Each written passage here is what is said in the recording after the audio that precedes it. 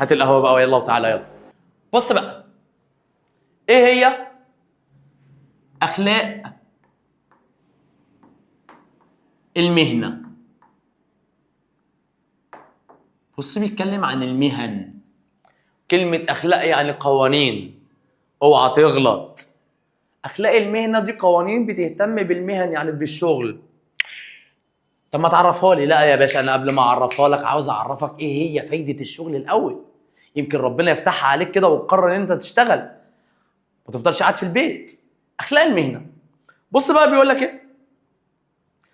رقم واحد بيقول لك ان العمل ماله؟ قال لك من الركائز، يعني من الضروريات الاساسيه لنهضه الامم. قال لك ان العمل ده ضروري جدا عشان يخلي المجتمعات تتقدم. قال لك فالامم تنهض بحاجتين: احترام العمل وتطور العمل. حقيقي لما انت تحترم عملك تحب شغلك هتعرف تطور منه. طيب تاني حاجة قال لك ان العمل من الركائز الأساسية. مالها؟ قال لك التي تجنب الإنسان سيطرة الطبيعة. مالها يعني ايه سيطرة الطبيعة؟ قال لك التي لا تستجيب له بشكل مباشر. ما فهمتش حاجة يا عم أحمد. تعالى بقى أفهمك يا قلب عم أحمد. هي الطبيعة بتديك حديد، بتديك ذهب، أيوه، بس هل بتديك عربيات؟ لا. بتديك طيارات؟ لا. بتديك قطارات؟ لا. امال ايه؟ بالشغل يا باشا احنا بنحول المواد الخام دي من حاجات موجوده في الطبيعه زي ما هي لحاجات اقدر استخدمها. يعني انا لو ما اشتغلتش هفضل خاضع للطبيعه. الطبيعه ما بتديكيش الحلقان الجميله بتاعتك ولا بتديك السلاسل الحلوه اللي بتلبسيها. تمام؟ فهنا بقى بالتالي لازم يبقى في شغل عشان نشكل الكلام ده. من غيره هيبقى الانسان خاضع لسيطره الطبيعه. رقم 3 قال لك ان العمل لا يكتفي فقط بقوه عضلات البشر. قال لك مش لازم تبقى بتعتمد في الشغل بس على عضلاتك على جسمك بس. قال لك بل لابد من استخدام الآلات والأدوات. لازم تلجأ للأدوات الحديثة يا باشا. خليك متطور، اتحضر. ده كده من حيث مقدمة أخلاق المهنة. أمال إيه هي أخلاق المهنة دي يا عم أحمد؟ يا عم اتقل عليا بقى، اتقل عليا، استحملني ولما تزهق افتكر إن دي آخر مرة هتسمعني فيها. إيه هي أخلاق المهنة؟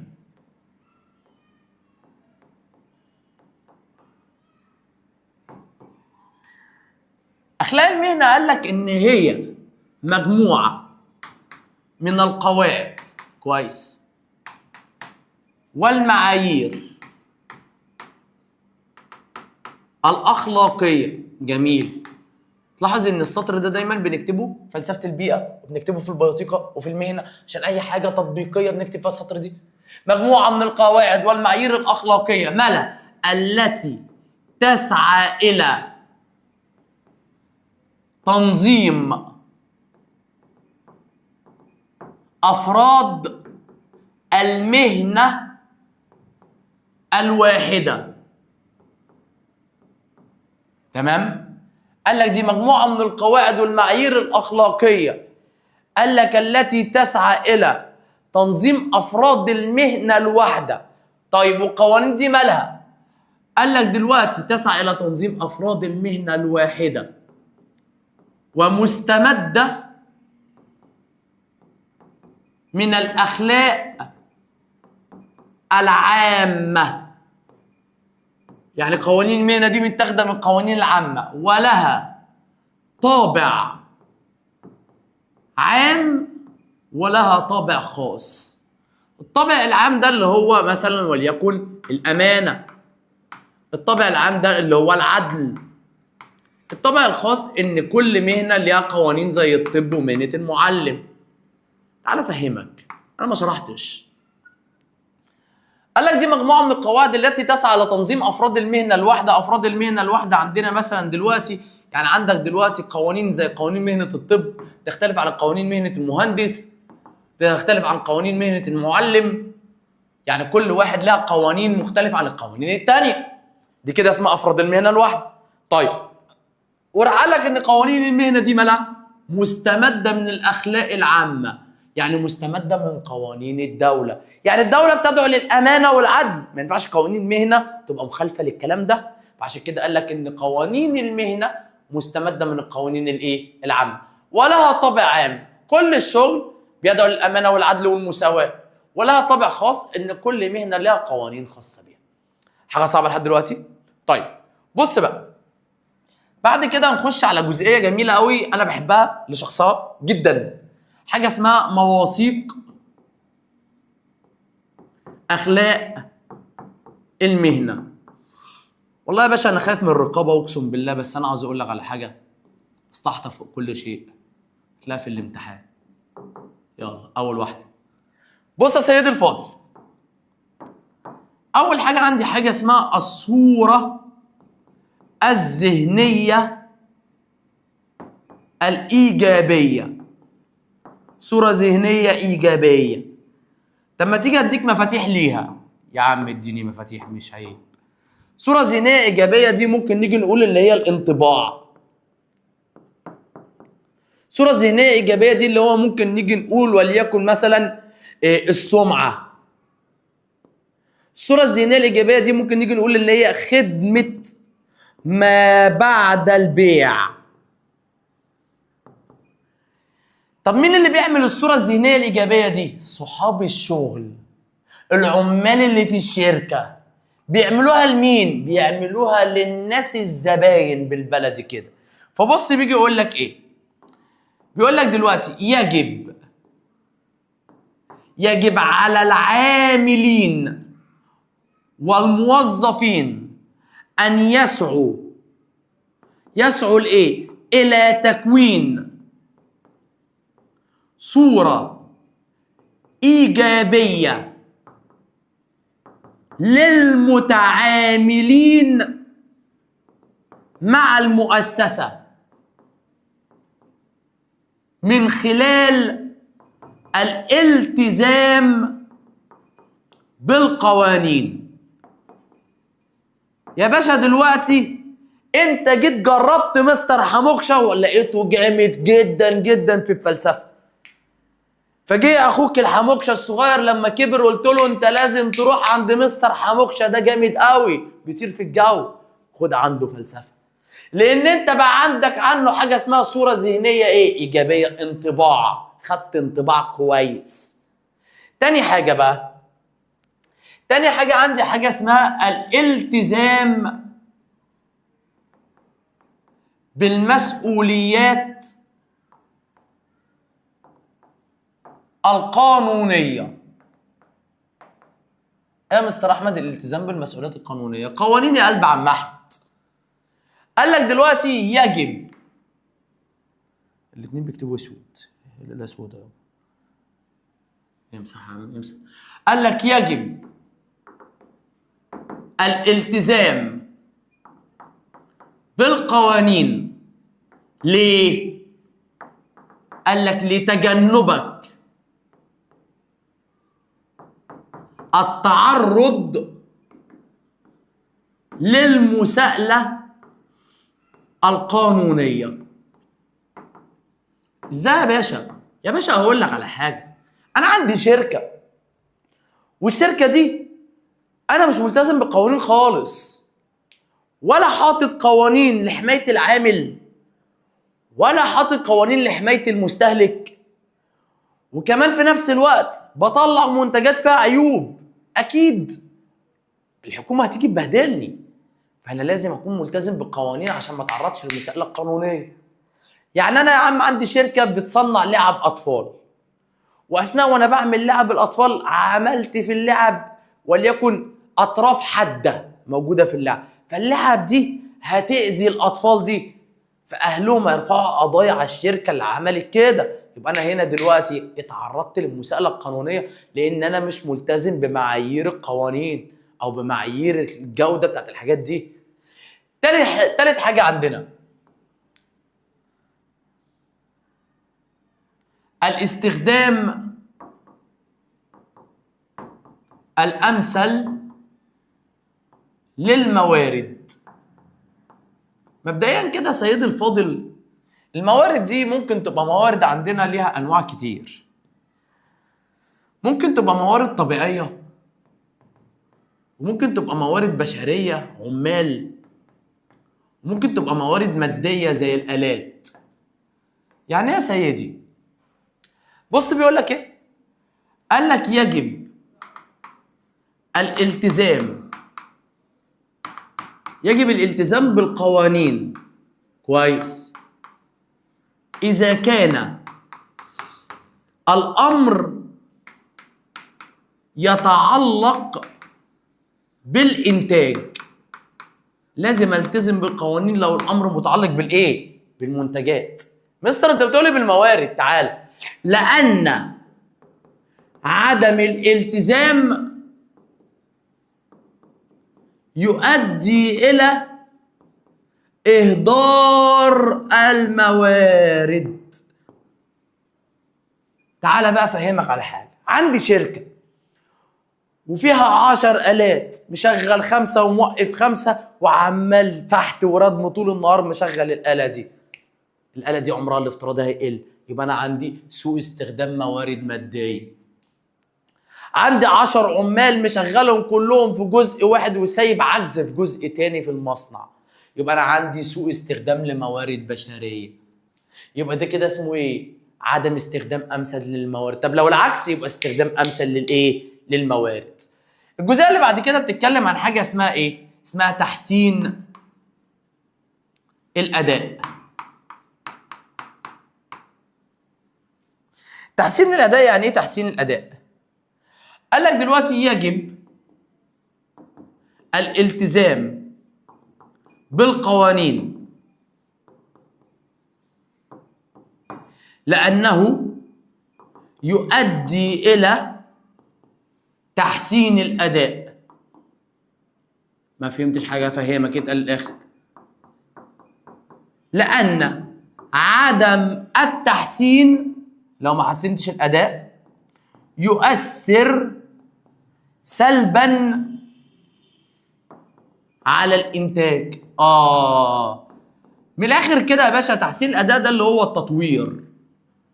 اتطور. انا صاحب شركه عربيات، دلوقتي نزلت العربيه فيرجن في 2020 موديل معين، جينا في 2025 نزلت نفس الموديل، انا هشتريها تاني؟ لا مش هشتريها. طب لقيت بقى العربيه دي بتطور وبتعلي في الامكانيات وبتحط امكانيات واوبشن جديد، هشتري. عشان في ايه؟ في تحسين اداء، في تطوير. صعبه؟ كويس. بعد كده نخش على حاجه اسمها قيم اخلاق المهنه. ايه هي القيم بتاعتها دي؟ قيم اخلاق المهنه عندنا اول قيمه عندي حاجه اسمها الامانه. يا رب يبقى عندكم امانه وتسمعوا الفيديو للاخر وما تعملوش اكس 2 بس. والنزاهه. تاني حاجه عندي حاجه اسمها حريه التعبير. زي ما انا هسيب لك حريه التعبير ان انت تقول لي رايك في التعليقات دلوقتي. بعد كده عندي حاجه اسمها مراعاه البعد الانساني.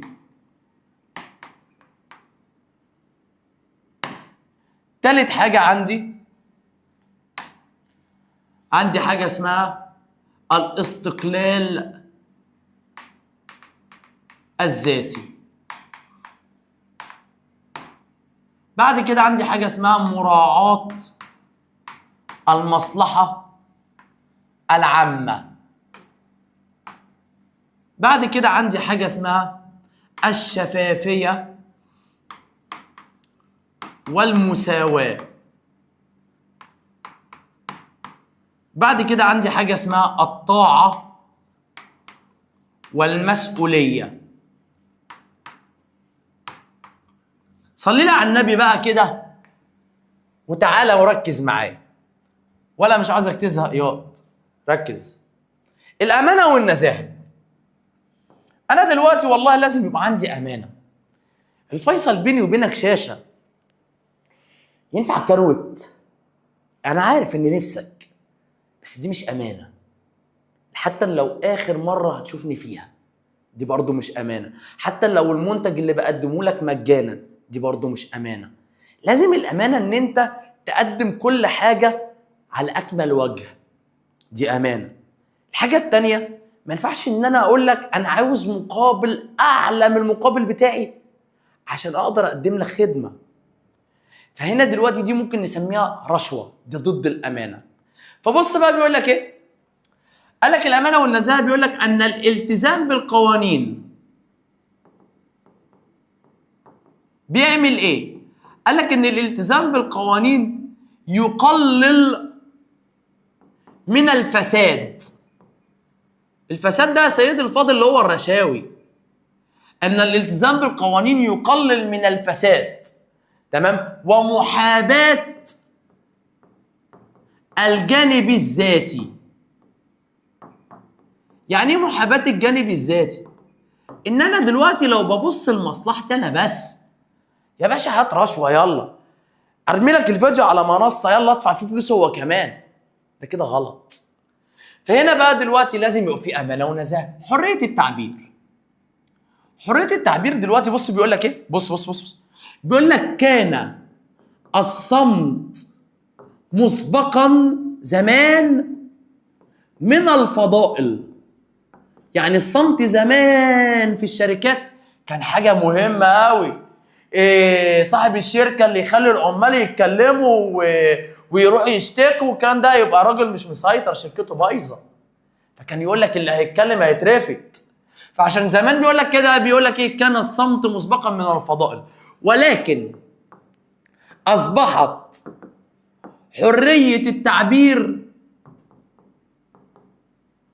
أمر ضروري للوصول للحقيقة. مراعاة البعد الإنساني. إيه هي مراعاة البعد الإنساني ده؟ يا بابا اللي شغال عندك ده مش عبد، لازم تراعي إن هو إنسان. أراعيه من حيث إيه؟ قال لك والله يا باشا مراعاة لثلاث حاجات. الظروف، ما يبقاش عنده حالة وفاة وتقول له لا لازم تنزل الشغل دلوقتي، لو ما نزلتش هرفدك. قال لك مراعاة للجسد، ما ينفعش إن أنا أضربه. مراعاة للكرامة، ما ينفعش إن أنا أهزقه قدام حد. طيب دي حاجة. تعالى بقى، ايه هي الاستقلال الذاتي؟ بص يا سيدي، انا دلوقتي لازم اسيب لكل عامل استقلال. يعني اديله جزء ان هو يقدر ان هو يعمل الحاجة من غير ما يرجع لي، بس بشروط الالتزام بالقوانين. يعني اللي هو شايفه صح يعمله في غيابي. لكن انا دلوقتي لو قلت اوعى تعمل حاجة من غير ما ترجع لي، كده انت عندك استقلالية؟ قال لك لا. قال لك دلوقتي لابد من ترك للعامل جزء من الاستقلال. ليه؟ قال لك دلوقتي لكي يفكر ويبدع وحل المشكلات، ويقدر يحل المشكلات يا باشا، مش هيستنى لما يرجع لي. مراعاة المصلحة العامة. تبقى شغال في مؤسسة بتسرق ممتلكاتها، لازم تراعي مصالح الناس كلها. مراعاة المصلحة العامة يعني عدم الاهتمام بالجانب الذاتي. ما تهتمش بنفسك بس، وهو هدف كل مهنة. الشفافية والمساواة. الشفافية والمساواة لازم يبقى أنا عندي مصداقية في المعاملة مع الناس اللي موجودة. يعني أنا عندي عمال المفروض ده يترقى قبل ده، فأنا لا رقيت اللي أقرب ليا. فجي سألني الشخص التاني أنت ليه رقيته قبلي رغم إن أنا أقدم منه؟ قلت له هو عشان شاطر، ده عامل حاجات كتير، ده عامل إنجازات. فقال لي وريني الإنجازات. قلت له يعني أنا بكذب؟ مش مصدقني؟ أنا راجل كبير في سني يكذب؟ طب ما وريتوش لي الورق عشان انت كذاب.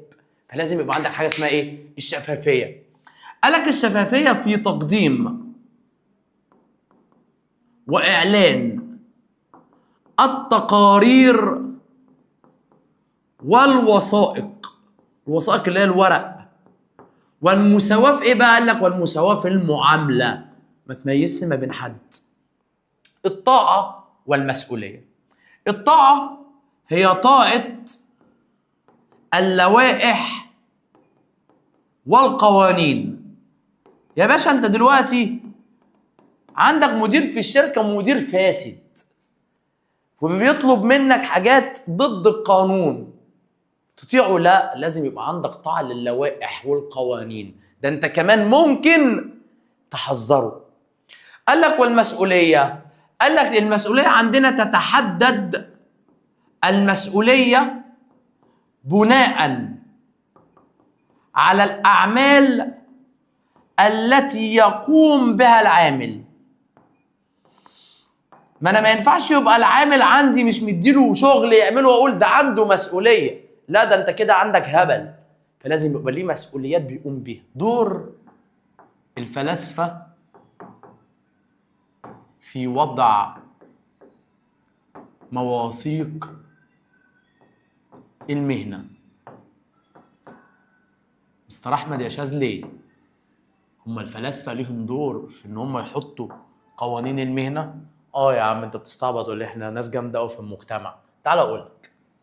اول حاجه الفيلسوف بيعملها، بيعمل حاجه اسمها تحليل الواقع الثقافي. طيب دي حاجه. تاني حاجه بيعملها الفيلسوف ودي مهمه جدا، وضع اسس. بص انا هحط لك مليون خط تحت كلمه اسس دي. وضع اسس ميثاق المهنه، يعني هو اللي بيحط اساس قوانين المهنه. تالت حاجه تحديد الاسس والقواعد التي تحدد اعمال المؤسسه. يعني ايه يا مستر الحته دي؟ هفهمها لك يا عم، ما تتقل بقى عليا بقى تبقاش رخم. تالت حاجه مبادئ الالتزام بالسلوك الاداري. سلوك، وضع مبادئ الالتزام بالسلوك الاداري والوظيفي. بص يا سيدي الفاضل،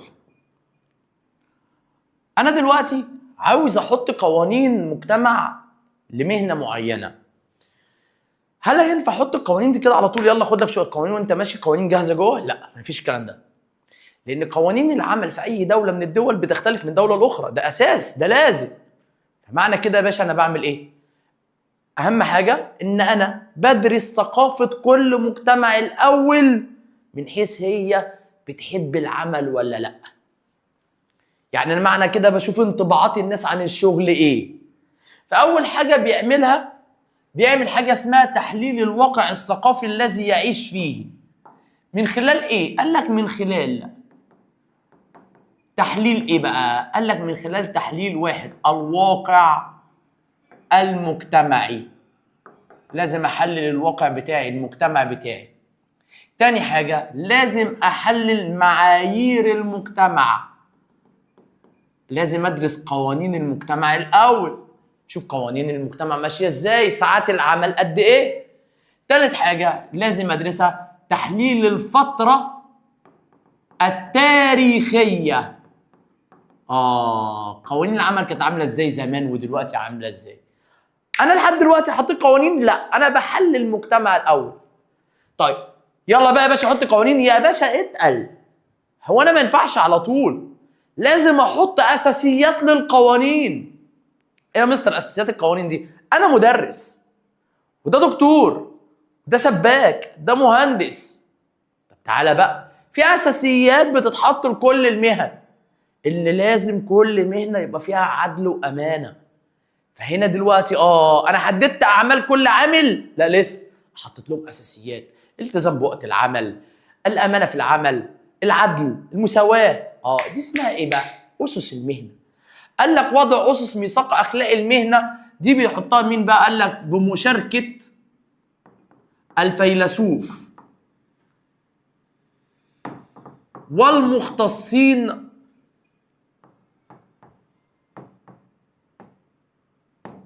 في المهنه.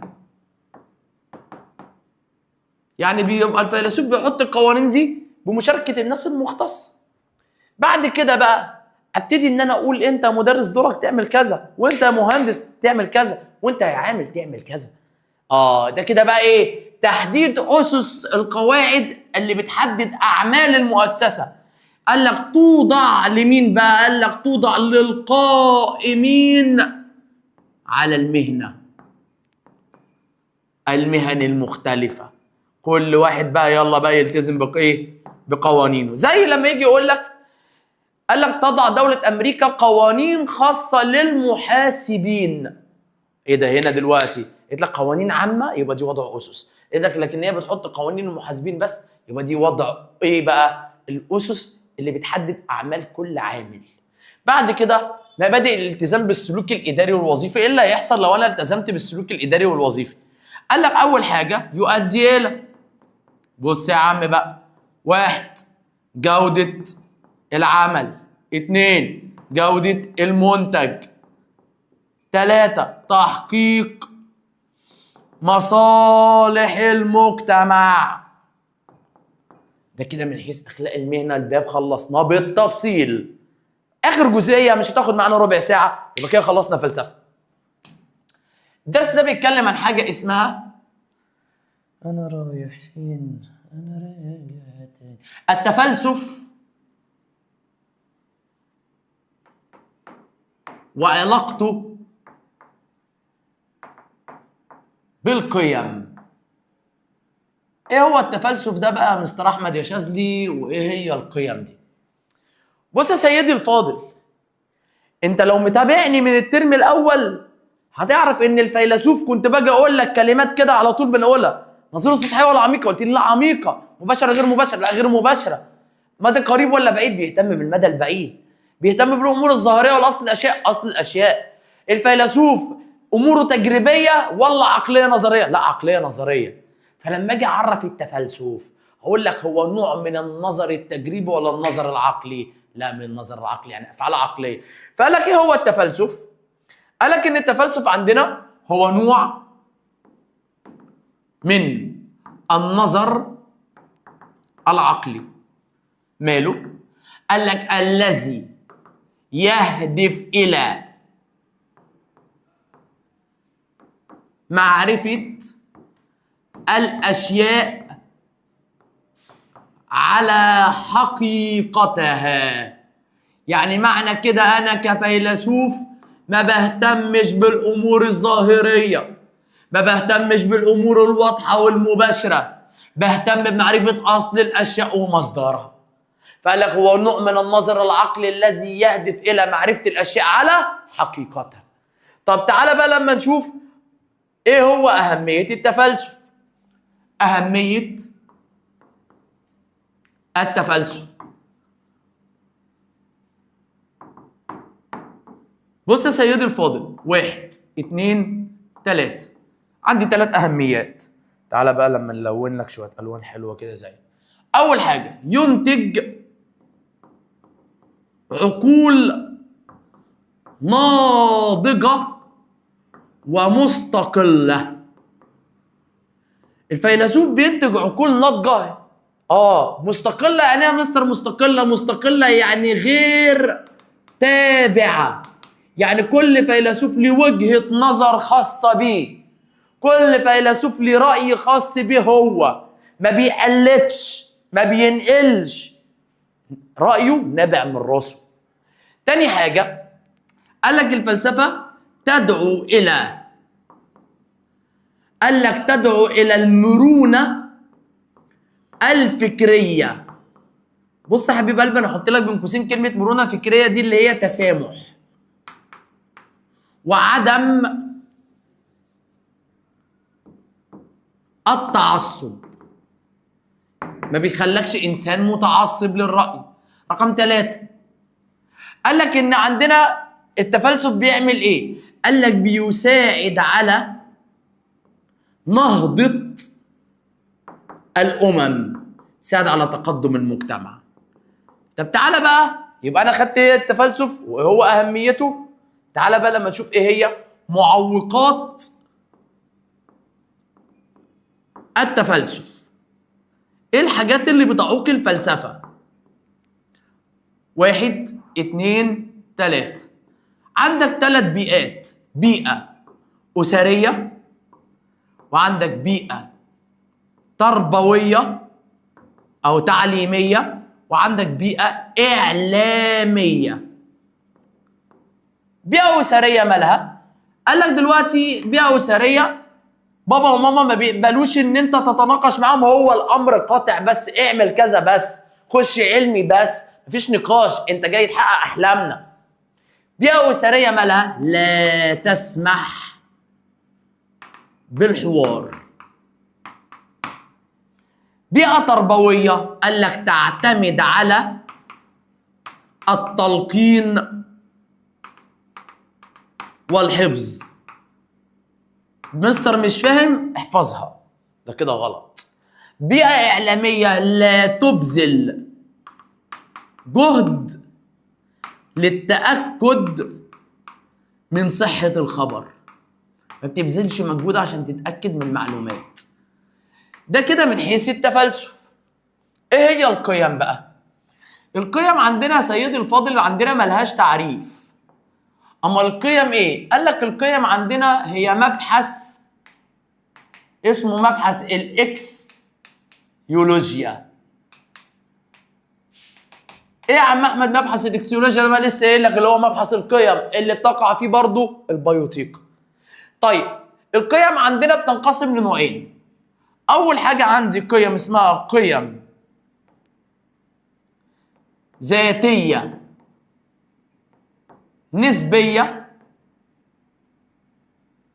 يعني ايه يا مستر ذاتيه؟ يعني خاصه، يعني قيم مختلفه مني ليك.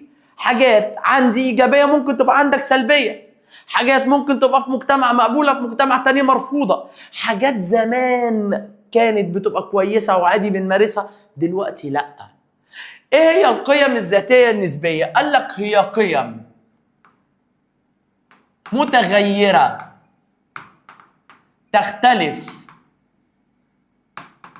من زمان لآخر ومن مكان لآخر ومن شخص لآخر.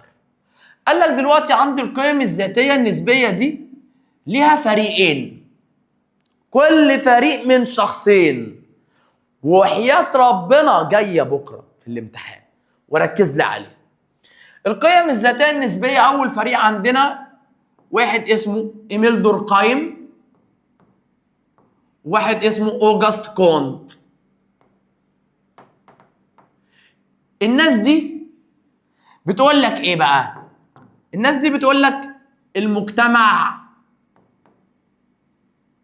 هو مصدر القيم. يعني يا سيدي الفاضل المجتمع مصدر القيم؟ قال لك والله يا باشا المجتمع ده اللي بيهتم بالقيم زي القوانين، زي العادات، زي الأعراف دي اللي هي القوانين غير مكتوبة. زي مثلا مامتك بتجيب لك طقم الصيني ولازم تجيبه لك، وان دلوقتي لا اما تعينه تحت السرير لا اما فوق الدولاب عشان الناس ما تاكلش وشها. لكن بره مصر في الكلام ده لا.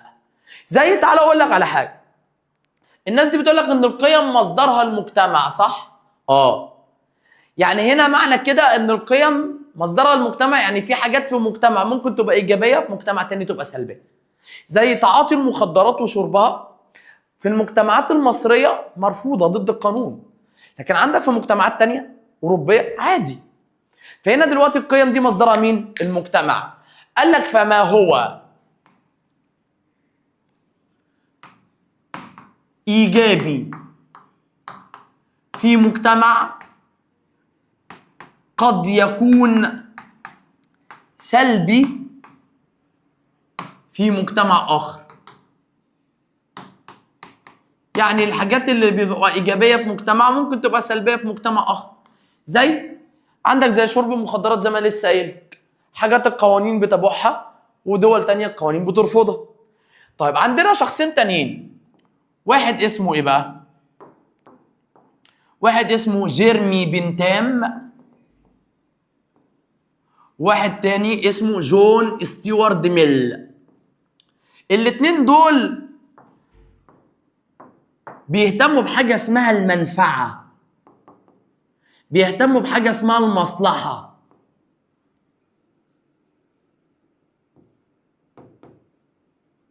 بيهتموا بحاجة اسمها النتيجة الفعلية.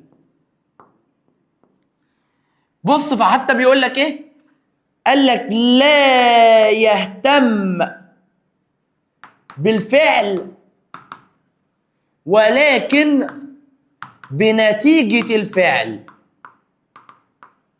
ما بيهتموش بالافعال، اهم حاجة نتائج الافعال. ما بيقيموش الحاجة من الفعل نفسه، لازم نتيجته. فبيجي يقول لك ايه؟ ان الانسان ماله ينشد، يعني بيعمل وبيهتم، ينشد كل ما يحقق له لذة ومنفعة، ويتحاشى يعني يتجنب ويبتعد كل ما يسبب له ضرر أو ألم. إزاي؟ زي هقول لك على حاجة، الغش. اوعى تغش. جيت غشيت في امتحان التاريخ وجبت درجات عالية والمدرس مدح فيك جدا جدا جدا ان انت حليت صح، بس ده نتيجة غش. جيت تغش بقى في امتحان العلوم المتكاملة، لكن المدرس راح عمل لك محضر غش. الغش واحد، الفعل واحد، لكن بالنسبة لك أول مرة كان بالنسبة لك ده حاجة حلوة قوي، تاني مرة بالنسبة لك إن الفعل ده حاجة وحشة جدا. فقال لك دلوقتي هل إحنا بنقيم الشيء من الفعل ولا من نتائجه؟ لا، من نتائج الأفعال. ممكن يبقى الغش مرة يبقى إيجابي ومرة تانية بقى سلبي. ممكن يبقى الغش عند ناس تانية شيء وحش وعند ناس تانية شيء كويس. فهنا دلوقتي القيم دي بتختلف من شخص لآخر على حسب نتائج الأفعال. بعد كده هنخش على حاجة اسمها القيم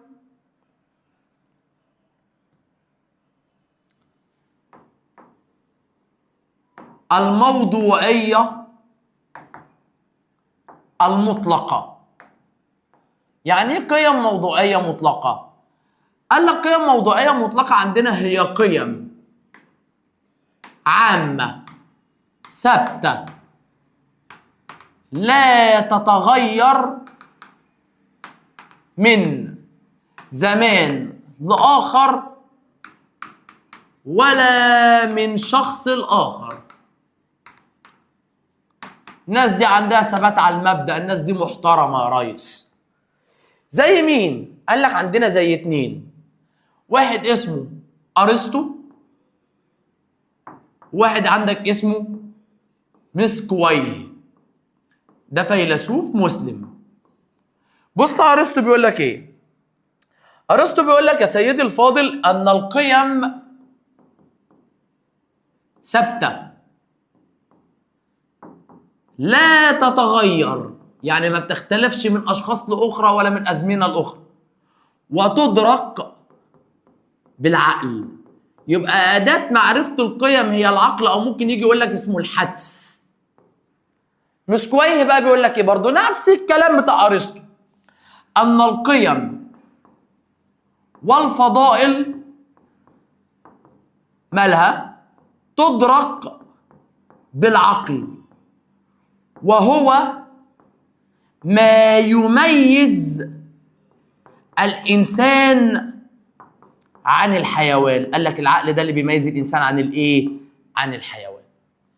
تعالى بقى يا باشا نخش على آخر حاجة عشان أنت زهقت مني في الفلسفة. يلا لسه المنطق.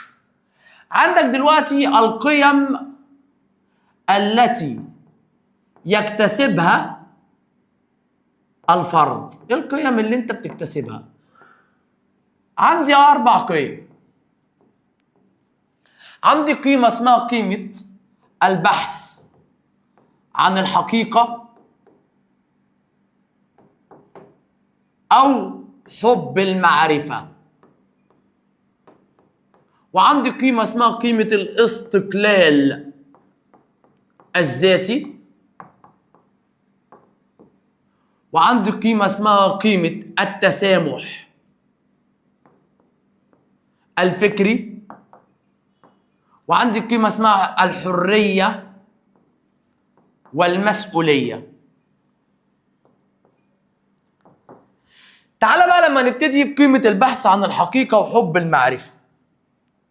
بيجي يقول لك ايه؟ ان الانسان بفطرته دائما يبحث عن حقيقة كل شيء. من وانت صغير بتفضل تسأل ايه ده يا بابا؟ ايه اصل دي؟ ليه القمر وانا ماشي بيمشي ورايا؟ دايما بتدور على مصادر كل شيء. دي اسمها بحث عن الحقيقة وحب المعرفة. ولكن المهارة دي بتبقى اكتر عند الفلاسفة. حتى انا قلت لك بيبحث عن المدى البعيد. قال لك قيمة البحث عن الحقيقة وحب المعرفة بتنقسم ل3. قال لك عندي حاجة اسمها التطابق، وعندي حاجة اسمها الترابط، وعندي حاجة اسمها البرجماتية.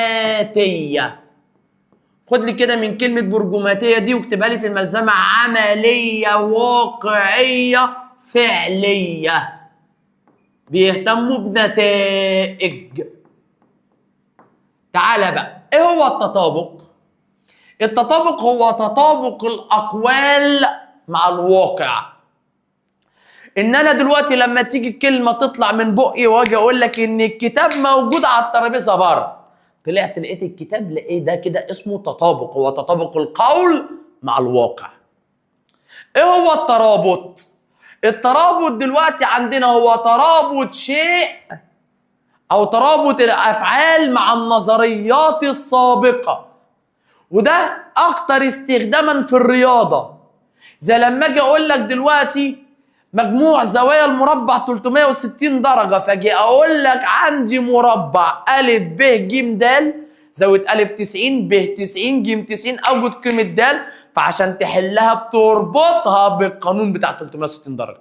يبقى ده اسمه ترابط. هل واقعي؟ لا.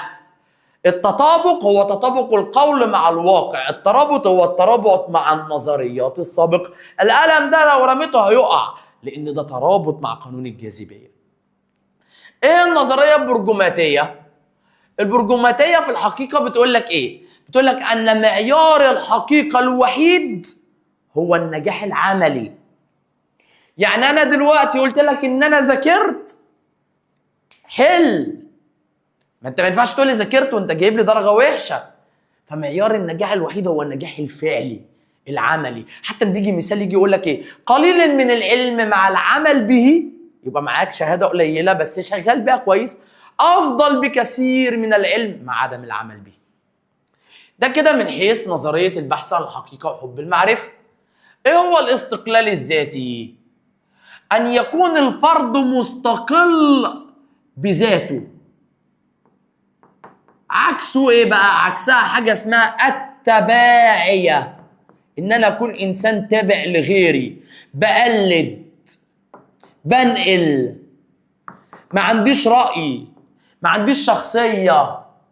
لكن الاستقلال ان كل واحد يبقى له وجهة نظر، ده اسمه استقلال ذاتي. التسامح الفكري. التسامح الفكري قال لك دلوقتي ان يكون الانسان متسامح ويتقبل الرأي الآخر حتى إذا كان مخالف لرأيه، اللي احنا بنسميها حاجة اسمها مرونة فكرية. أكون إنسان مرن، عكسها التعصب. ان انا دلوقتي ما افضلش متمسك برايي والناس كلها معارضاني فيه، يبقى انا كده ما عنديش تسامح. زي لما انا اجبرك على امتحان هتمتحنه وقلت لك لو ما امتحنتوش مش هدخلك، بس انت عندك امتحان في المدرسه فلازم اقدرك في الحته دي، فلما انا اغير رايي واعمل الامتحان بعد امتحان المدرسه عشان تعرف تذاكر، ده اسمه تسامح فكري. لما هنا دلوقتي اعدل رايي عشان الناس كلها تبقى متوافقه معايا، ده اسمه تسامح فكري. فاهميه التسامح بالنسبه للفرد قال لك بيساعد على التعايش، قال لك بالنسبه للفرد بيجعل الانسان مرن في التفكير وغير متعصب. بالنسبه للمجتمع قال لك بيساعد على التعايش مع افراد المجتمع. فلما يجي لك سؤال يجي يقول لك ان الحقيقه الواحده يدركها اكثر من عقل. الشيء الواحد كلنا ما بنشوفوش بنفس وجهه النظر، كل واحد ليه وجهه نظر، كل واحد ليه حاجه شايفها، فانت ما ينفعش تعارض الناس كلها عشان هم مخالفين لرايك، ده كده انت بتخالف التسامح. حريه التعبير والمسؤوليه او حريه الافعال والمسؤوليه. الحريه ان الانسان له مطلق الحريه ما بين اختيار الفعل او نقيضه، ما بين ان انا اختار ادبي او اختار علمي، الحاجه وعكسها، دي اسمها حريه اختيار. ولكن انت مسؤول عن هذا الاختيار، انت اللي مسؤول عن النتيجه بتاعته يا باشا، انت اللي مسؤول عن اللي هيحصل بعدين. فدي كده حريه يتبعها حاجه اسمها مسؤوليه. والحريه عند الانسان ليست حريه مطلقه، حريه الانسان حريه محدوده بشرط ان لا تتعدى حريه الاخرين. انا كده خلصت معاك فلسفه، قهوتك الحلوه وريح شويه، تعال نكمل منطق. تعال بقى لما نخش على الباب الجميل قوي، بحبه جدا الباب ده. هات لون ازرق. علاقه الرياضه بالمنطق.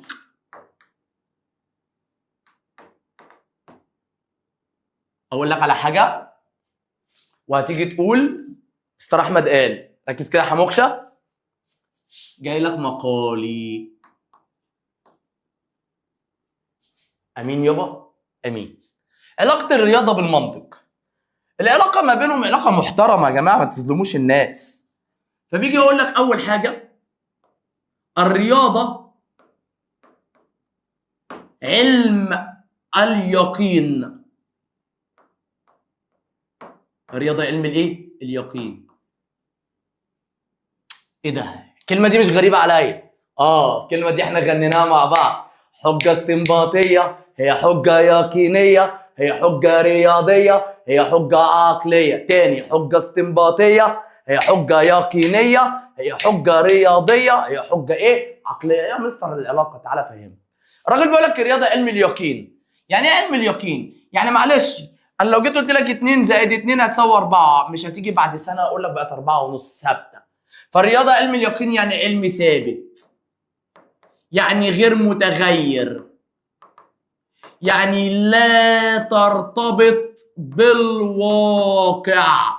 عشان انا ما ينفعش اخد رقم 1 او رقم 2 او اي رقم من الارقام واخش بيها المعمل واقول لك ان الارقام بتتمدد بالحراره. فدي اسمها امور ايه؟ اسمها امور صوريه عقليه. فبيجي الراجل يجي يقول لك الرياضه علم اليقين. يعني ايه الرياضه علم اليقين يا عم احمد؟ قال لك الرياضه علم اليقين واحد، لانها علم استنباطي. عرفت انا ليه غنيتها لك؟ لما جينا عرفنا الاستنباط قلت لك ايه؟ هو حجه رياضيه اهي، يبقى الرياضه علم اليقين عشان هي علم ايه؟ استنباطي. 2، ترتبط يا بخته الرياضه بالمنطق. الرياضه ترتبط الرياضه بالمنطق، واصبح المنطق اكثر رياضيا. يعني ايه اصبح المنطق اكثر رياضيا؟ يعني اصبح المنطق بيعتمد على الرموز الرياضيه. عندك حاجه اسمها المنطق الرمزي. قال لك واصبحت الرياضه اكثر منطقيا، يعني أصبحت الرياضة أكثر عقلانية. جميل لحد هنا دلوقتي الدنيا لذيذة أوي. بيجي بعد كده بقى الراجل المحترم بيجي يقول لك عرف لي النسق الرياضي. ايه النسق الرياضي ده؟ ممكن يجي يقول لك اسمه نسق رياضي او بناء رياضي، او ممكن يجي يقول لك بدل نسق رياضي نسق استنباطي. يعني ايه بقى تعريف النسق الرياضي ده بقى؟ هو انا هنا دلوقتي لو جيت قلت لك كل انسان فان وحموكشه انسان، ورحت شاد الخط اذا حموكشه فان، دي كده عندنا اسمها مقدمات ودي اسمها نتيجة. ده كده كله على بعضه اسمه نسق. طب 22 زائد 22 بتساوي 44، دي برضو مقدمات ودي برضو نتيجة. ده كده كله على بعضه اسمه ايه؟ نسق. فايه هو النسق الرياضي؟ قال لك هو بناء مترابط الأجزاء. وهنقف عند كلمة مترابط دي، يعني العلاقة علاقة تلازم يلا، عشان لما يجي يقول لك العلاقة بين المقدمات والنتيجة علاقة ايه؟ تلازم مش علاقة عكسية. قال لك هو بناء مترابط الأجزاء يتكون من، بص بقى النسق الرياضي بيتكون من ايه؟ مقدمات ونتيجة. يبقى تاني النسق الرياضي ايه هو؟ بناء مترابط الأجزاء يتكون من مقدمات ونتيجة. بص بقى المقدمات عندي بتتكون من حاجتين، مفاهيم أو اسمها ألفاظ وقضايا. المفاهيم عندي بتتكون من حاجتين والقضايا بتتكون من حاجتين برضه. المفاهيم عندي بتتكون من ايه؟ المفاهيم عندي بتتكون من حاجة اسمها معرفات واللا معرفات، والقضايا بديهيات ومسلمات. ايوه بديهيات. طيب يبقى تاني كده نسق رياضي بناء مترابط الاجزاء، معايا اهو، بناء مترابط الاجزاء يتكون من مقدمات ونتيجه، والمقدمات مفاهيم وقضايا، والمفاهيم معرفات ولا معرفات، والقضايا بديهيات ومسلمات، والنتيجه اسمها نظريات ومبرهنات. شايف الحاجات دي كلها؟ هنعرفها مع بعض.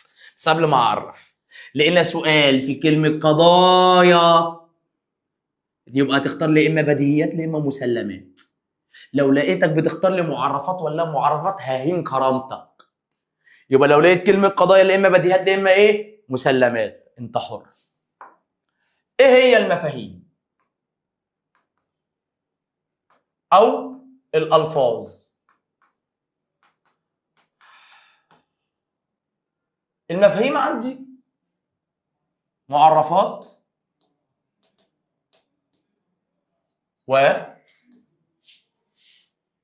اللا معرفات. تعالى بقى لما نعرف الاثنين دول. بص يا سيدي الفاضل، مدرس العربي الجميل المحترم اللذيذ يجيب لك قطعة مكونة من عدة جمل وألفاظ وعبارات، يجي يقول لك أنا عاوز معنى الكلمة دي، عاوز إعراب الجملة دي، عاوز كناية، عاوز سجع، عاوز مجاز. أنا يا باشا مش هعرف أحل أي حاجة من القطعة دي كلها غير لما أعرف معاني الكلمات اللي موجودة عندي عشان ما أقعش في خطأ. فهنا دلوقتي أنا لازم أعمل إيه؟ لازم أعرف، لازم أجيب التعريفات. طب يا مستر طب ما أحل بالسنس. يا باشا حلو، السنس أحيانا بيجيب نتيجة، بس السنس ده بيوقعها في خطأ. فعشان كده لازم تجيب المعاني وتعرف. عشان كده الراجل بيقول لك هنا معناه الكلام ده ان هو ايه؟ اجباري. يعني انا لازم اعرف؟ ايوه يا باشا لازم تعرف اجباري. فعشان كده اول حاجه الراجل بيقول لك عليها ايه هي؟ قال لك المعرفات عندنا هي مجموعه من المفاهيم والالفاظ التي يعرفها الرياضي. حلو. ليه؟ لأنه إذا لم يعرفها قد يقع في خطأ أو لبس. لبس يعني غموض. إيه ده يا مستر؟ يعني ده بيجبرني؟ أيوة يا عم بيجبرك. قال لك لازم تعرف الأول. فعشان كده راح الراجل قال لك إيه بقى؟ قال لك إن المعرفات عندنا هي تعريفات اشتراطية. يعني اشتراطية يعني إجبارية. يعني إيه؟ قال لك يعني لابد أن يلتزم بها الباحث. لازم يكون ماشي على تعريفاته كويس، وإذا غيرها، لو غير التعريفات لابد أن يعرفنا. معنى كده إيه يا باشا؟ قال لك معنى كده إن لكل عالم تعريفات خاصة به. كل عالم ليه تعريفات ليه لوحده. كل علم ليه تعريفات خاصة به، وليس لنا أن نختلف معه. إزاي؟ يعني لو جيت قلت لك دلوقتي أنا كمدرس عربي عرف لي النقطة دي، هاجي أقول لك إن هي نهاية الكلام. طب لو جيت خدت النقطة دي ورحت لمدرس الجبر، إيه هي النقطة؟ يقول لك ليس لها أجزاء. روح بيها على مدرس الهندسة يقول لك ليس لها طول ولا عرض. كل واحد عرفها صح بس من منظوره الخاص. فعشان كده قال لك ولكل عالم تعريفات خاصة به ليس لنا أن نختلف معه. زي إيه يا مستر أحمد؟ زي لما أجي أقول لك عرف لي الخط. إيه هو الخط ده؟ هتقول لي له، تعالى بس كده نجيب لون مختلف، له طول وليس له عرض.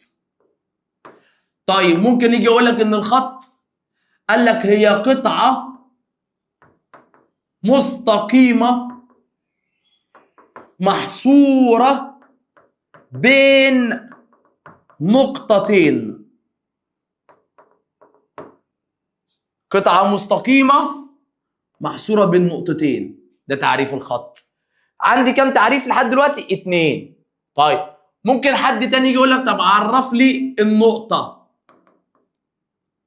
هتقول له والله يا باشا ان النقطة عندنا ليس لها طول وعرض، او ليس لها اجزاء. انت مش ملاحظ حاجة؟ دايما بيعرف الكلمة بمعناها، اللفظ بآخر. يبقى أنا لما يجي لي سؤال يجي يقول لك إن الخط له طول وليس له عرض، ده كده تعريفات. لما يعرف لك كلمة بمعناها ده كده اسمه معرفات. يعني مثلا لما يجي يقول لك طب إيه هو الشعاع؟ وخلي لي بالك من دي. هتقول والله يا مستر أنا شايف إن الشعاع له نقطة بداية وليس له نهاية. ده الشعاع. تعالى بقى وانا هميز لك بين الاتنين، بس ركز معايا. ايه هي اللامعرفات؟ من اسمها كده ما بنعرفهاش. في سبب؟ في حاجات ما بنعرفهاش، لا اما الحاجات دي واضحة، لا اما الحاجات دي عندنا وليكن لا تحتاج لتعريف، لا اما الحاجات دي ان انا لو عرفتها اوصل لتعريفات ملهاش نهاية. طب هي اللامعرفات انهي واحدة فيهم؟ تعال لما نشوف. اللامعرفات قال لك عندنا هي مجموعة من المفاهيم، حلو، التي لا يعرفها الرياضي، لأنه إذا عرفها قد يصل إلى تعريفات لا نهاية لها. يعني هو يا مستر ما بيعرفهاش عشان هي واضحة؟ لا، هو ما بيعرفهاش عشان لو عرفها يوصل لتعريفات ملهاش نهايه، فقال لك ايه بقى؟ قال لك يطرقها دون تعريف، بيسيبها من غير تعريف. ازاي يا مستر؟ زي الطول والعرض. مستر انا اتلخبطت، انا فهمت والله يا مستر معرفات ولا معرفات، بس مش عارف اميز ما بينهم في الحل. يا عم تعالى يا عم، يا عم تعالى قول كلام غير ده يا عم، انا مش هسيبك. تعالى يا زميلي، بص يا صاحبي، بص ايها الحموكشه، لما يجي يقول لك في ان النقطه ليس لها اجزاء، ادي كلمه وادي التعريف، ده اسمه كده معرفات. لما يجي يقول لك ان النقطه ليس لها طول وعرض، ادي اللفظ وادي التعريف. طب لما يجي يقول لك ان الشعاع له طول، له نقطة بداية وليس له نهاية، ادي الكلمة وادي التعريف، ده كده اسمه معرفات. اما اللا معرفات بعرفها ازاي؟ اسمع الكلمة اللي اقولها لك دي يا استاذ حموكشة كويس. اللا معرفات لو جه سألك على كلمة جوه التعريف اللي انت جايبه، يعني لو جه سألك عن كلمة أجزاء حط لك تحتها خط، هو ما سألنيش يعني نقطة ليس لها أجزاء، لا هو سألني على كلمة أجزاء. لما يجي بقى يسألك على كلمة جوه التعريف دي اسمها لا معرفات. طيب لما يجي يسألني بيقول لك مثلا نقطة لها طول وليس له عرض، ده كده معرفات. طب يعني إيه كلمة طول وعرض؟ ده كده لا معرفات. طب الشعاع قال لك له نقطة بداية وليس له نهاية، ده كده معرفات. طب يعني إيه كلمة بداية ونهاية؟ كده اسمها لا معرفات. طب لما يجي يقول لك وليكن مثلا ان السطح له طول وله عرض، كده معرفات، كده عرف لفظ باخر. طب لو جه سالني على كلمه طول وعرض يبقى لا معرفات. يا رب تكون فهمت. بعد كده نخش على القضايا. القضايا انت هتجيبوا اجلي والله العظيم. ادي البديهيات، بديهيات، ايوه، وادي المصادرات. مستر احمد مش اسمها مسلمات؟ ايوه اسمها مسلمات او مصادرات. تعالى بقى يا سيدي الفاضل،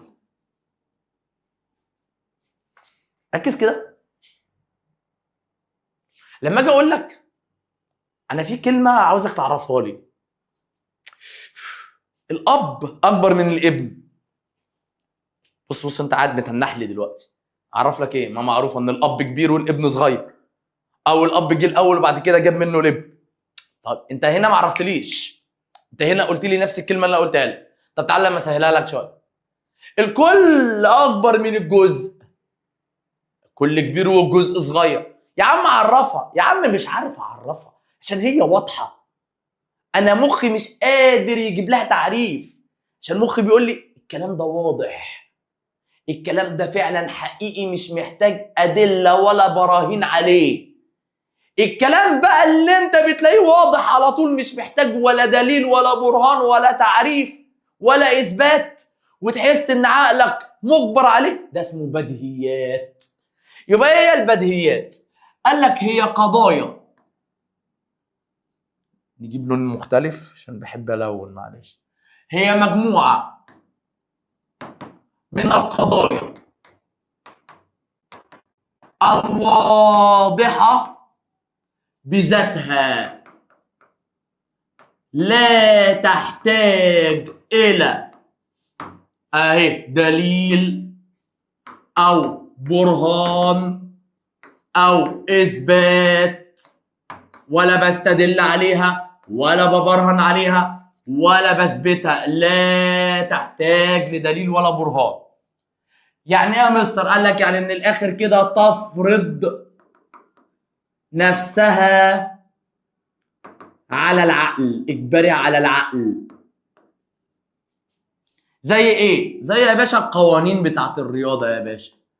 لما يجي الراجل يجي يقول لك ان مجموع زوايا مربع 360 درجه عشان انا عندي 4 زوايا كل زاويه 90، هتيجي تقول له يعني ايه؟ ما واضحه. دي اسمها بديهيات. زي لما يجي يقول لك مثلا يا مستر احمد كده ان لا يمكن رسم اكثر من خط مستقيم بين نقطتين. ما اقدرش ارسم اكتر من خط مستقيم بين نقطتين. يا مستر هي ليه المثال ده بديهيات ليه مش معرفات؟ باشا هو هنا قال لك تعالى اعرف لك الخط المستقيم، ولا الراجل جاي بيقدم لك ملحوظه، جاي يقدم لك نصيحه، بيقول لك خلي بالك مش هينفع ترسم اكتر من خط بين نقطتين اهو، ادي النقطتين اهو، مش هعرف ارسم اكتر من خط ما بينهم. فده كده اسمه ايه؟ بديهيات، امور واضحه. لكن لو جه قال لك ان الخط المستقيم له نقطه بدايه وله نقطه نهايه، يبقى ده كده اسمه معرفات. يبقى معنى كده يا مستر ان البديهيات اجباري؟ اه اجباري. بس اجباري على مين؟ قال لك تفرض نفسها على مين؟ على العقل، يبقى اجباري على العقل. طب تعالى يا مستر احمد، ما انت لسه قايل ان المعرفات برضو اجباري. مش انت لسه قايل لي ان المعرفات تعريفات اشتراطيه؟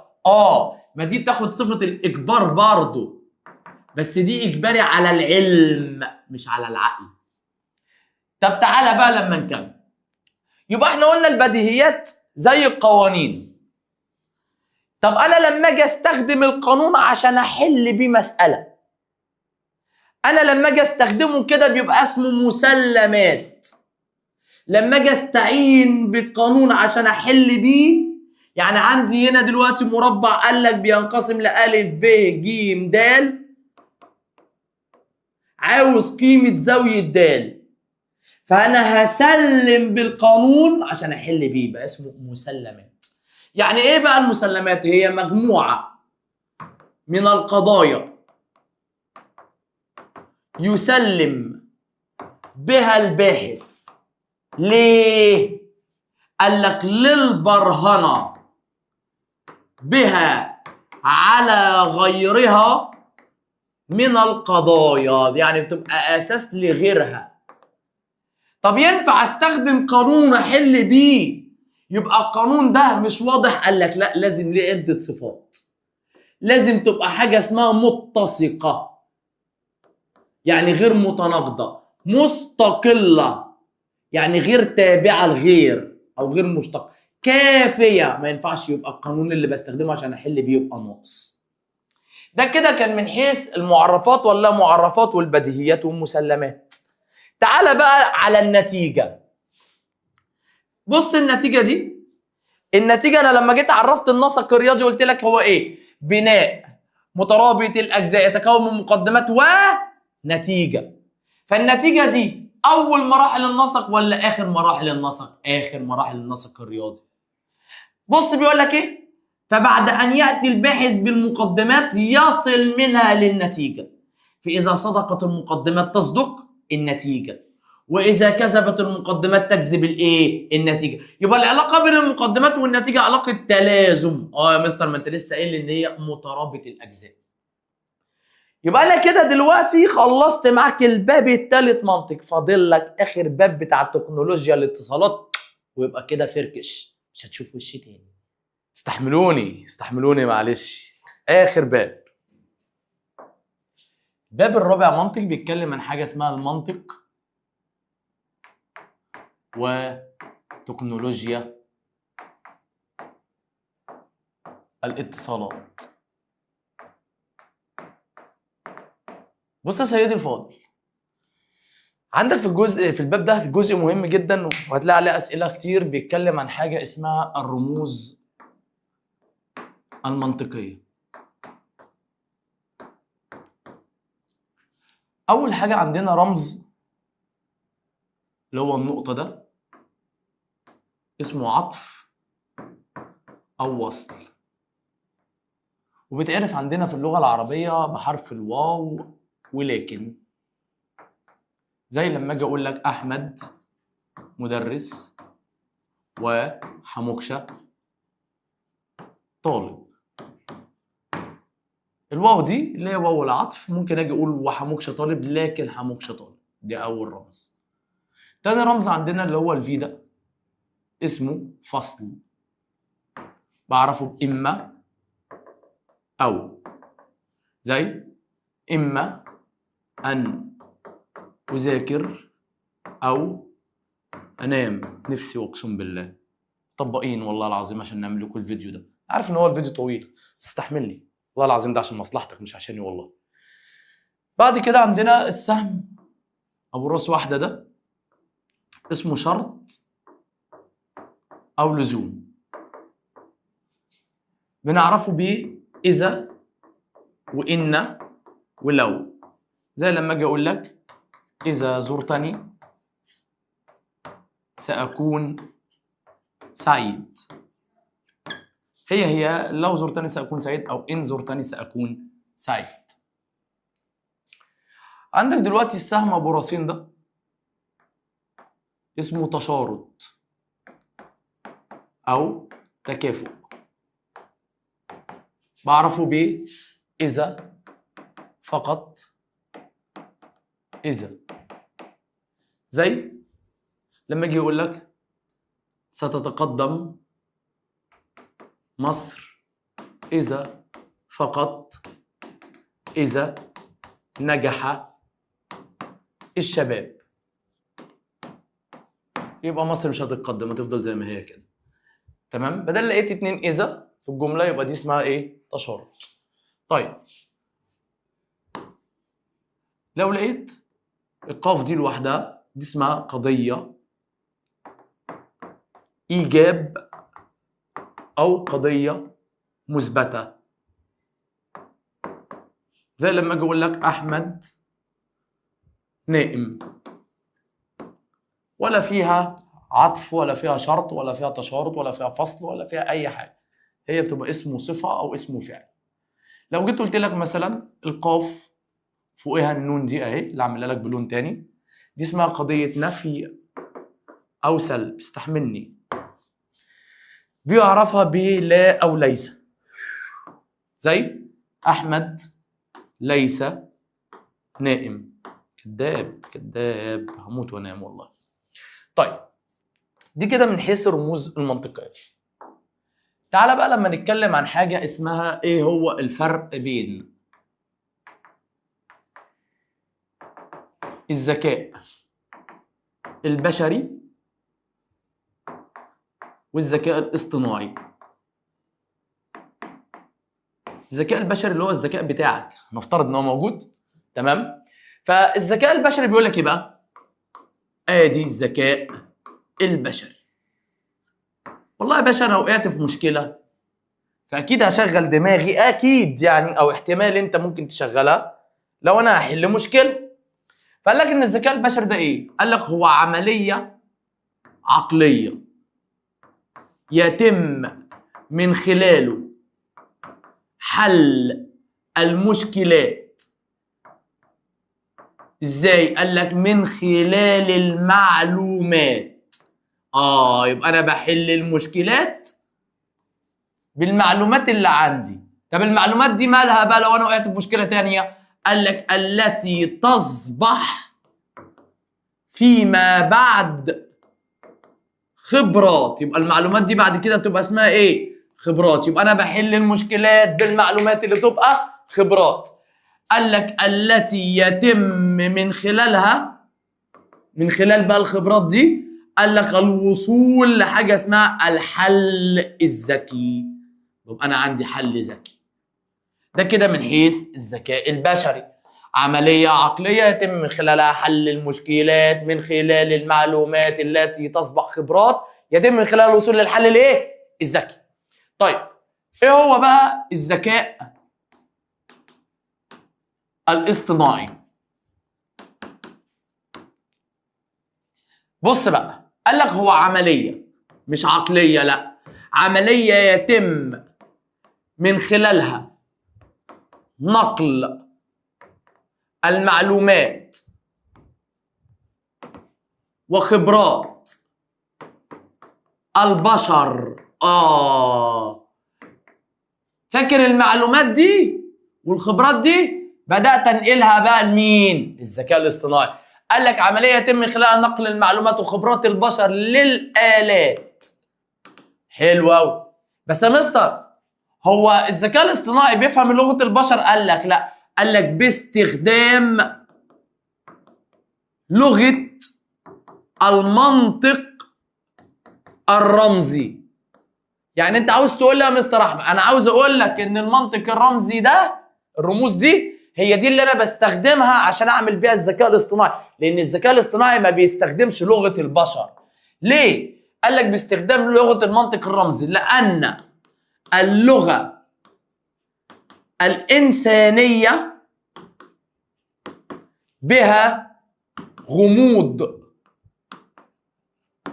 ولبس في الألفاظ. قال لك إن لغة البشر فيها عيوب كتير، عشان كده لجأوا لاستخدام لغة المنطق الرمزي. طيب بعد كده بيجي يقول لك إيه هو أهمية الذكاء الاصطناعي؟ ايه فايدته؟ واحد، اول فايده من فوائد الذكاء الاصطناعي قال لك نقل خبرات البشر للآلات للاستفادة منها. انا دلوقتي عاوز اعمل عملية جراحية للقلب، وعملية دي خطيرة، فانا هلجأ للدكتور مجدي يعقوب. طيب دكتور مجدي يعقوب مش موجود، فهم هنا دلوقتي بدأوا يستخدموا ويشوفوا الخبرات بتاعت الدكتور مجدي يعقوب اللي قدر من خلالها يعمل عمليات، وخدوا الطريقة دي وطبقوها على الآلات، وبدأت ان هي تعمل عمليات بدل الدكتور. ايه ده الكلام ده حقيقي؟ اللي هي الروبوتات. فقال لك نقل خبرات البشر لمين؟ للآلات للاستفادة منها. طيب تاني حاجة قال لك ان الذكاء الاصطناعي قال لك يستخدم في الاستشارات.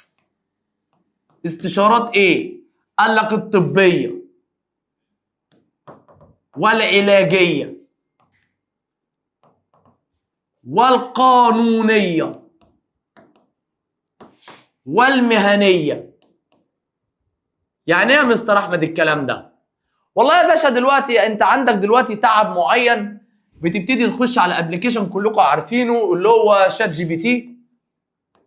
بتبتدي تقول له والله يا استاذ شات جي بي تي انا عندي اعراض كذا وكذا وكذا وتعبان وحاسس بكذا.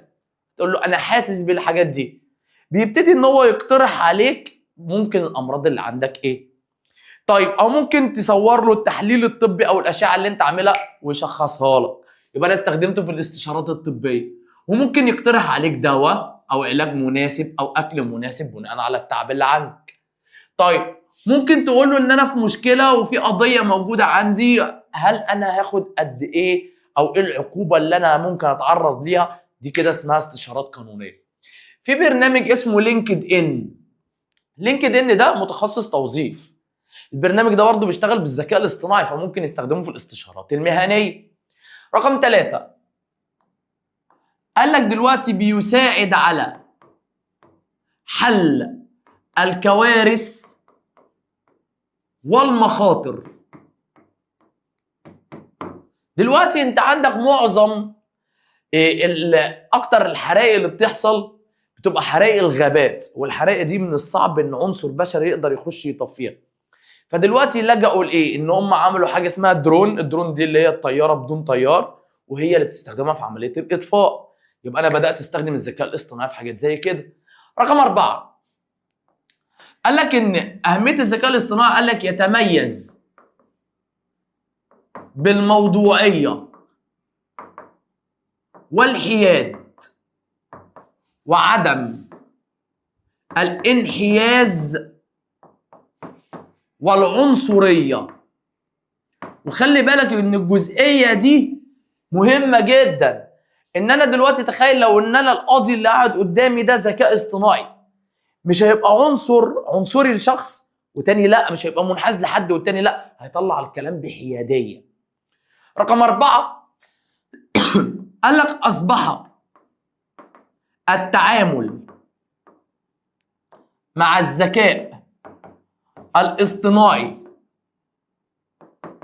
ايسر، بقى سهل بعد ان استخدم لغات البشر. بدأ ان هو يفهم لغات البشر زي شات جي بي تي لما بتقعد تتكلموا دلوقتي، بدلا من ان كان مقتصر على المختصين، كان مقتصر على ناس معينه. يبقى تعالى كده، يبقى انت دلوقتي وصلنا لجزئيه مهمه قوي، ان الذكاء الاصطناعي اصلا بيعتمد بالدرجه الاولى على المنطق الرمزي.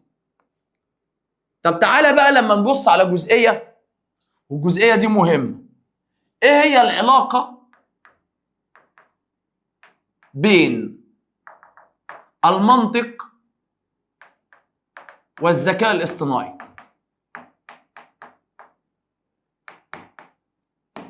بص يا سيدي الفاضل، بيجي يقول لك دلوقتي على مر العصور لم يهمش دور المنطق. قال لك ان المنطق على مر العصور كان ليه دور كبير جدا في الذكاء الاصطناعي، بس في ناس ولاد حلال جه فرقوا ما بين الاثنين اللي بيحبوا بعض، فاتقسموا الفريقين، فريق اسمه فريق المناطق، وفريق تاني اسمه فريق السيكولوجيين. وخلي بالك عشان دي بيجي عليها اسئله كتير وهتقول عمك احمد الشاذلي قال. فريق السيكولوجيين دول اللي هم علماء النفس. بص بقى، فريق المناطق ده بيقول لك ايه؟ بيقول لك ان المنطق له دور اساسي في البرمجه. ما تنساش اللي انا قلت لك عليها، اسمها لغه المنطق الرمزي. وراح قالوا لك كلمه جميله قوي، وقال لك ان المنطق هو قلب الذكاء الاصطناعي. ده من حيث مين؟ فريق المناطق. بس عندهم تعليق بسيط صغير قوي. قال لك دلوقتي ولم يهتموا إذا كانت هذه الطريقة هي التي يفكر بها البشر أم لا. يعني ايه يا مستر الحتة دي بقى؟ فهمها لي. يعني دلوقتي فريق المناطق بيجي يقول لك ايه؟ أنا والله دلوقتي حاسس بأعراض، إن الأعراض دي وليكن أنا عندي دوخة، وعندي وليكن مثلا صداع او احتقان. فهم بقى بيروحوا حاطين على اجهزه الطب اللي هم بيشخص الكلام ده، لو جالك مريض بيقول لك انا عندي الاعراض دي، تقول له المرض اللي عندك بس.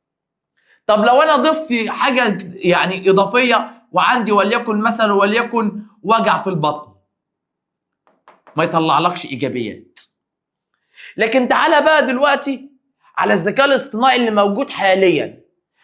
لو انت قلت له الاعراض اللي موجوده عندك، انا عندي دوخه وعندي غثيان وبرجع يجي يقول لك ايه؟ انت نمت كام ساعه؟ سنك كام؟ بتعاني من الضغط؟ بتعاني من السكر؟ مش معلومات بيطلع لي نتيجه بناء عليها، مش ثابت. لكن هنا دلوقتي، فعشان كده بيقول لك ايه؟ لم يهتموا بذكاء هذه الطريقه التي يفكر بها البشر ام لا. فبص السيكولوجيين بيقول لك ايه بقى؟ قال لك ان السيكولوجيين بيقول لك رفضوا صرامه المنطق.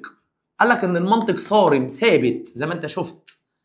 قال لك فلا بد من الوصول لطريقه تحاكي العقل البشري.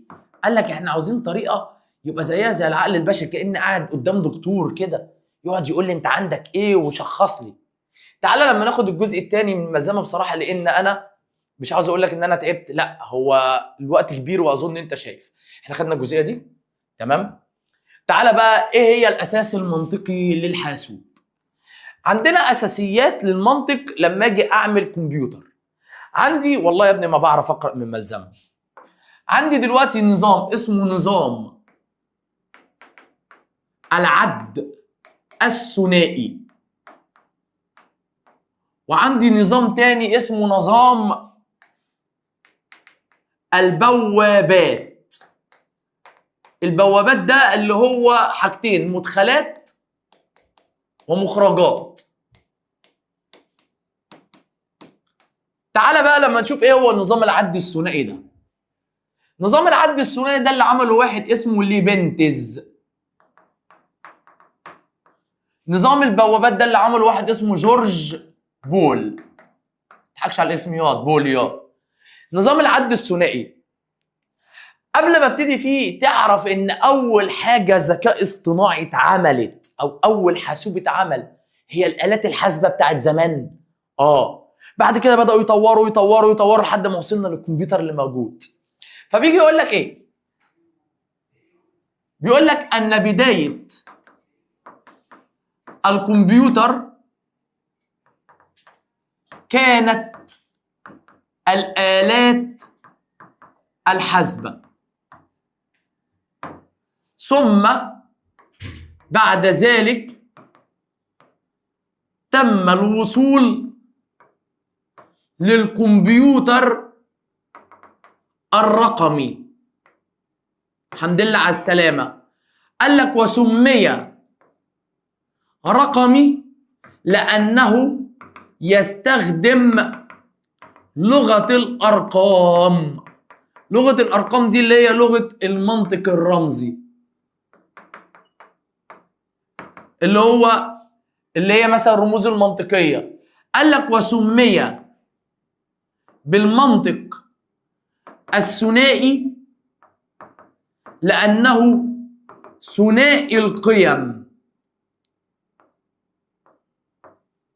يعني ما عندوش غير قيمتين، لإما الصدق لإما الكذب، لإما الواحد لإما الصفر، لإما هنا دلوقتي عندنا اللي هو التشغيل أو الإغلاق. ده كده اسمه عندي إيه؟ ثنائي القيم، قيمتين بس.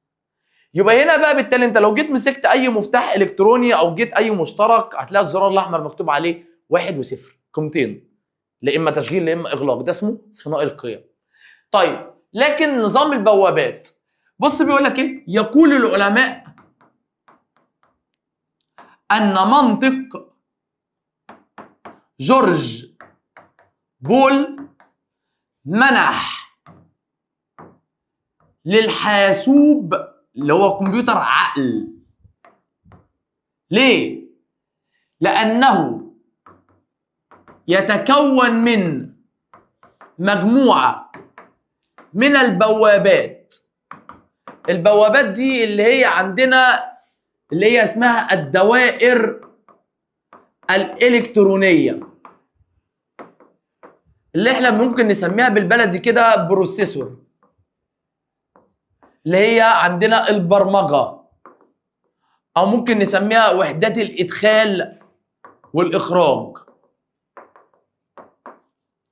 اللي هو أنا دلوقتي ممكن يبقى عندي آلة فيها هارد وفيها رامات وفيها مش عارف، دي كلها اسمها وحدات إدخال وإخراج.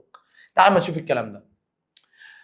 قال لك بدأ الكمبيوتر العد الثنائي، بدأ الكمبيوتر من صنع الآلات الحاسبة حتى توصل للكمبيوتر الرقمي، ولكونه رقمي فقد كان لازما لتحويل كل ما يتغذى له بالأرقام. تعد الرقمنة اللي هو الأرقام إحدى سمات حضارة اليوم. فلغة الكمبيوتر التي يخاطب بها عند استقبال البيانات ومعالجتها وبيان النتيجة ليس كلغات البشر. الكمبيوتر ما بيستخدمش لغات زي لغات البشر، لأنها إن كانت كذلك لا استطعنا أن نتحدث للكمبيوتر. لو كان لغه البشر بيستخدموها مع الكمبيوتر، كنا زماننا بنتكلم معاه زي ما انا بتكلم معاكم دلوقتي. وانما لغته رقميه تتكون من رقمين، الواحد والصفر، وهو ما يعرف بنظام العد الثنائي الذي ابتكره الرياضي المنطقي ليبنتز، او التمثيل الفكري المنطقي بالاستناد الى الصدق او الكذب، الصدق اللي هو الواحد والكذب اللي هو الصفر، والذي يعد ركابا اساسيا من اركان الكمبيوتر. ده ركن اساسي من اركان الكمبيوتر اللي هو الاشغال او الاغلاق، تمام، او الواحد والصفر. البوابات المنطقيه. اوضح خبراء الذكاء الاصطناعي ان منطق جورج بول يمثل دور حيوي في المكون المادي للكمبيوتر، اللي هو عندك اللي هو بنسميه البروسيسور زي ما انا لسه قايل. فاهم جزء فيه والذي يسمى بالبروسيسور او المعالج، ويعتمد في عمليه ايه؟ في عمله على منطق جورج بول، ويسمى علميا بوحده الايه؟ الحساب المنطقي. وهب جورج بول للكمبيوتر ملكه العقل في صوره عدد ايه؟ محدود من البوابات او الدوائر الالكترونيه التي تنفذ الاجراءات الحسابيه والمنطقيه الاساسيه، وهي عباره عن عده دوائر الكترونيه بسيطه لها مدخل واحد او مخرج واحد او عده مداخل. تعريف الذكاء الاصطناعي واهميته خدناه، الفريق المؤيد والفريق المعارض خدناه، اسهامات المنطق في تصميم لغات البرمجه. عندنا دلوقتي اسهامات المنطق في تصميم لغات البرمجه. عندنا 3 انواع من المنطق. عندك منطق اسمه منطق رتيب، وعندك منطق اسمه منطق غير رتيب، وعندك منطق اسمه منطق مرن. المنطق الرتيب ده اللي هو ممكن اجي اقول لك عليه اللي هو بيبقى من مقدمات لنتيجه بس، اكتر من كده ما يعرفش يوصل لحاجه. يعني زي ده اللي عمله مين؟ اللي عمله ارسطو، عقيم. يعني لما اجي اقول لك كل انسان فان سقراط انسان اذا سقراط فان، فيجيب لي نتيجه بس كده. ده كده اسمه رتيب. رتيب جايه من كلمه رتابه، يعني منطق فاشل مللي. جينا وصلنا لمنطق اسمه المنطق الغير رتيب. الغير رتيب قال لك بيصل لنتيجة من معلومات غير كافية. زي الآلات الحاسبة دلوقتي بتكتب لها المعادلة، ما بتطلع لكش خطوات بقى، لا بتطلع لك النتيجة على طول. فده كده رتيب زي المنطق بتاع ارسطو؟ لا، ده اسمه غير رتيب. زي ايه يا مستر احمد؟ زي مثلا دلوقتي لما انا اجي عندي في التليفون حاجه اسمها خاصيه التنبؤ القرائي او التنبؤ الكتابي. ايه التنبؤ الكتابي ده يا مستر؟ لما اجي انا دلوقتي اكتب في لوحه المفاتيح عندي الكيبورد اللي عندك، اكتب حرف الالف، تلاقي طلع لي فوق هنا كل الحاجات اللي متخزنه، احمد، امجد، الاسامي كلها اللي مكتوبه بحرف الالف. يبقى ده كده رتيب؟ لا، ده بيوصل لمعلومات وبيوصل لنتائج من معلومات غير كافيه، فعشان كده اسمه غير رتيب. المنطق غير الرتيب اللي هو لا مللي، لكن الرتيب ده مللي. اعتمد البعض النظر للمنطق على انه ايه؟ قاطع ورتيب، اي ينتقل من مقدمات معينه لنتيجه تلزم عنها، زي اللي هو التفكير الرتيب. الا انه يوجد لون اخر من التفكير المنطقي يسمى بالتفكير غير رتيب، يتمكن من خلاله استنتاج بعض النتائج دون الحاجه الى امتلاك معارف كامله. يعني لسه زي ما قايل لك، بنوصل لنتيجه من معلومات مش كفايه. تتطلب برامج الذكاء الاصطناعي وسائل واساليب للقفز الى النتائج مع عدم توفر ادله كافيه. يبقى هنا دلوقتي انا عاوز اوصل لنتائج بس انا ما عنديش معلومات كافيه، فبلجأ لمنطق اسمه المنطق الغير رتيب. زي خاصيه التنبؤ في محركات البحث بتاع جوجل. خش في جوجل كده واكتب احمد، يطلع لك كل اللي اسمهم احمد او عاملين انجازات، تمام، حيث يتنبأ بالكلمه قبل كتابتها كامله. لو كتبت حرف الالف هيطلع لك احمد، كل الحاجات اللي بتبتدي بحرف الالف. ايه هو بقى المنطق المرن او المنطق الغائم او المنطق الضبابي؟ هذا اللون من المنطق يدعي اصحابه قدرته على تمثيل المعاني الغامضه في جمل ايه؟ اللغه الطبيعيه والتعبير عنها بالرموز. مش فاهم يا مستر الكلام ده؟ تعالى اقول لك على حاجه. كان الاول اجي اقول لك دلوقتي في ترمومتر، يجي يقول لك ان الترمومتر ده متقسم لجزئين، الجزء اللي فوق ده لونه ازرق والجزء اللي تحت ده لونه احمر. لو المريض سخن يبقى تلاقي البليه بتقف عند الجزء الاحمر. لو مش سخن يبقى بيقف عند اللي لونها ازرق. دلوقتي بقى عملوا ترمومتر اللي هو بيبقى فيه عندك دلوقتي ارقام كتير جدا.